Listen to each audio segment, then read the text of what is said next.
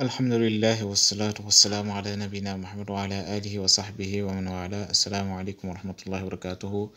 Nous voilà à notre troisième séance d'initiation à la lecture du Coran. Et dans cette vidéo, nous allons voir les 7 dernières lettres parmi les 28 de l'alphabet arabe. À savoir ka, la, ma, na, ha, wa, ya. Alors la première lettre qu'on affiche ici, c'est la consonne K. C'est la consonne kafun associée à la voyelle fatha qui donne K. La lettre s'écrit sur la ligne d'écriture et ressemble à un Z écrit en l'envers. Elle se prononce lorsque le dos de la langue touche la voile du palais.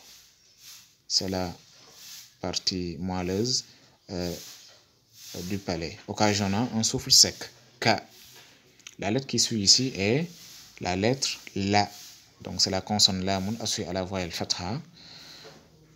Elle est une lettre qui ressemble à la poignée d'une parapluie. Et donc à une petite queue qui descend de la ligne d'écriture et qu'elle perd lors de la liaison.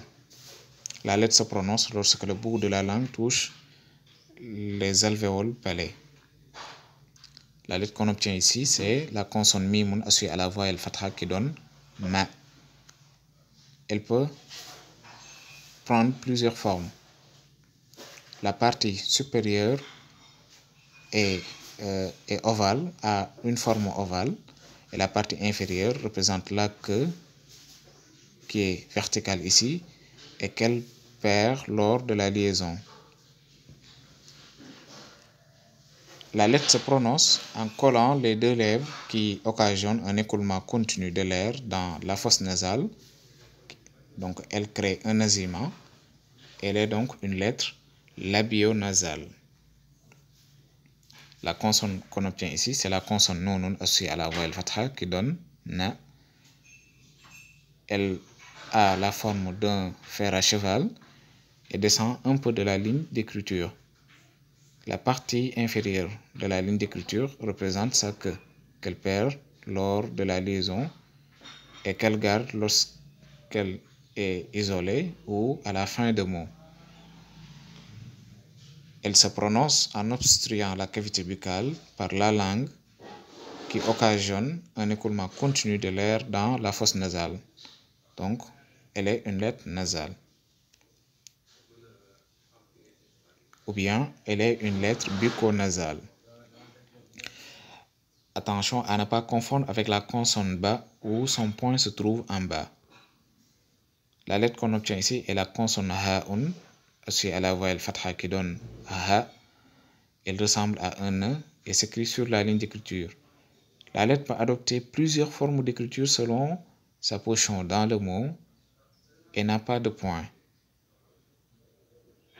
Sa prononciation laisse retentir l'air ou bien le son au niveau de la gorge. Donc elle est une lettre gutturale. Il y a écoulement du son lors de sa prononciation.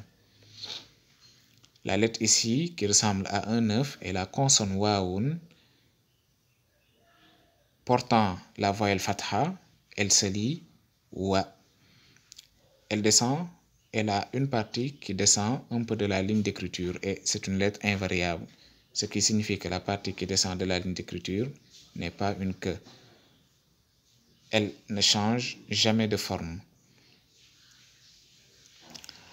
Elle se prononce aussi dans la cavité buccale lorsque les bouts des lèvres se touchent légèrement. La dernière lettre qu'on obtient ici, c'est la consonne ya qui ne doit pas être confondue avec la lettre ta où les deux points se trouvent en haut.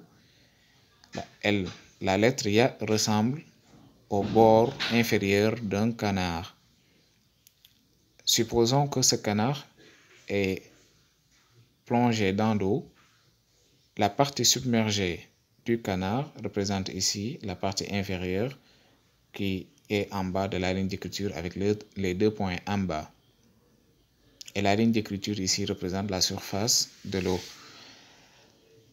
Elle s'articule au milieu de la langue lorsque celle-ci s'appuie contre les prémolaires supérieurs. Ya.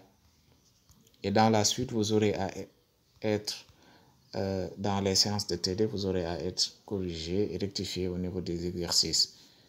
Pour résumer, on obtient les consonnes K, L,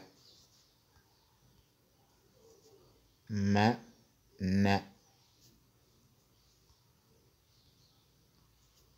H, W, Y.